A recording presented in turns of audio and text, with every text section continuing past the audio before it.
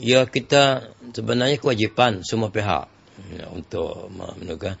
Kita kena ada rakan-rakan penggerak dari kedua pihak. Rakan-rakan yang memberi perasan kepada perpaduan ini, sama ada pihak ulil amri atau pihak yang tidak berada dalam ulil amri. Supaya hubungan ulil amri dan rakyat dan pihak lain sembuh lukanya. Dan ini wajib.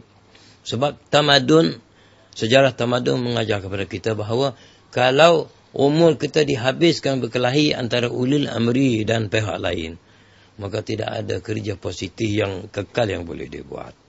Nanti tamadun kita akan menghadapi malapetaka, na'udzubillah. Dan musuh akan mencari peluang untuk memusnahkan kita. Kita tahu ini. Dalam blog pun tahu, dalam internet pun ada benda ni. Jadi kita patut mengambil pengajaran lah daripada keadaan yang ada ini. Dan hati kita patut kembali kepada persaudaraan dan sifat kasih sayang. Jawab saya tidak perlu timbul UMNO atau PAS. Sebab saya berbicara dari konteks ajaran arus perdana Islam ahli sunnah wal jamaah semenjak dari tahun 80-an atau 70-an lagi. Sebab itu kita menyebut bahawa Qasim tidak boleh atas dasar ahli sunnah. Kita sebut Syiah tidak boleh atas dasar ahli sunnah. Kita sebut Arkam, Abuya sampai beradab betul dengan dia atas dasar ahli sunnah. Sekarang kita sebut Islam liberal atas dasar ahli sunnah. Sekarang kita sebut aliran menuduh ulil amri, sekularisme, walau tidak tepat dari segi punca yang asal dan falsafah di sana, dari teks yang standard. Atas dasar prinsip ahli sunnah. Sebab Imam Ghazali dan ulama kita ajar, bila kita nak sebut tentang satu perkara, kita rujuk pada teks asal. Dan ini bukan merujuk pada teks asal, hanya kepada beberapa orang penulis yang datang kemudian. Yang penafsirannya boleh dikatakan ya atau boleh dikatakan tidak. Tapi bila kita ambil pada teks asal, selesai. Kemudian kita tidak boleh menyebut kelemahan ulil amri di hadapan orang ramai dalam ahli sunnah. Itu haram. Kita kena amal ad-dinun nasihah. Kalau tak dengar lagi, kita buat lagi. Sebab Quran pun melarang.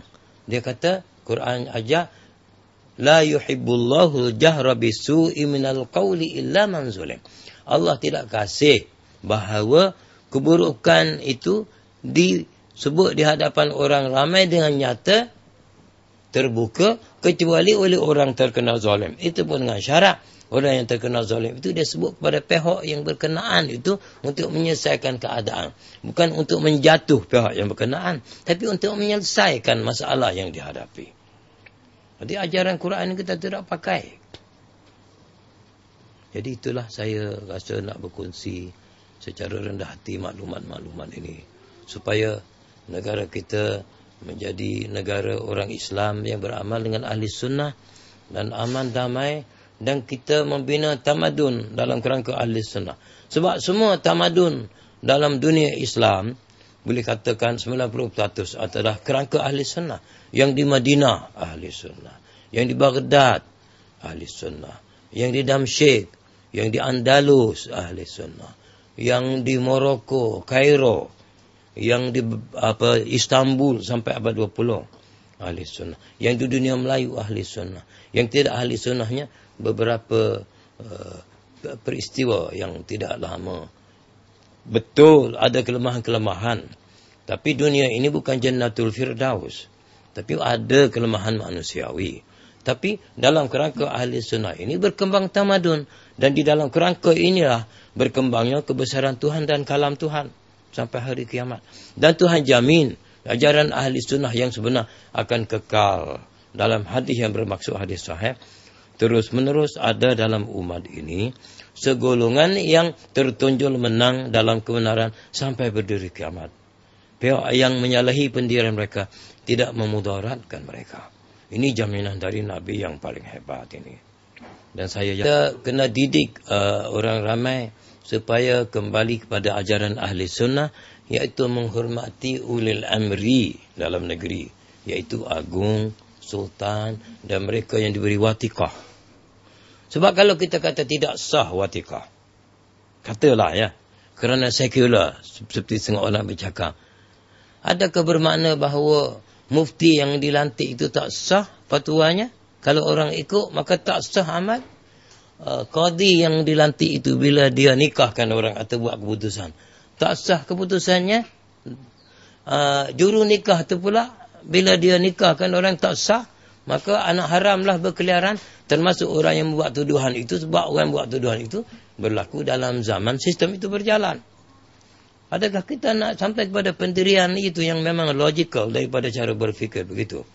Saya kata begitu sebab memang ada orang yang tulis begitu. Kawan saya sendiri dalam satu majalah, dia tulis. Dia datang dari Timur Tengah. Dia kata dia tahun 64. Dia kata semua dunia Islam sudah menjadi murtad seluruhnya kerana sekularisme.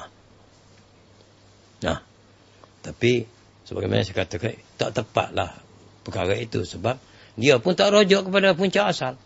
Orang tu saya kenal dia. Dia tak rujuk. Nah. Mana kita kembali kepada ajaran ahli sunnah, bagaimana kita berinteraksi dengan ulil amri.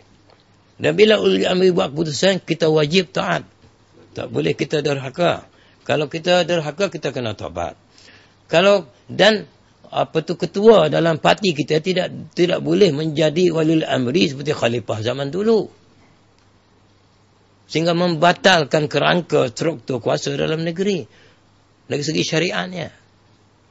Walaupun orang seperti Syed Qutb kata terbatal, tapi fatwa dia kita tidak boleh ambil kemudian kita batalkan pemikiran ulama ahli sunnah yang beribu-ribu itu. Syed Qutb dan yang seperti dia beberapa orang. Saya sengaja sebut nama dia lah, minta maaf lah. Itu dia. Hasan Banna tidak. Dia tidak. Dia lain. Dalam Al-Aqaid dia lain. Dia ahli sunnah. Ini orang kemudian ini.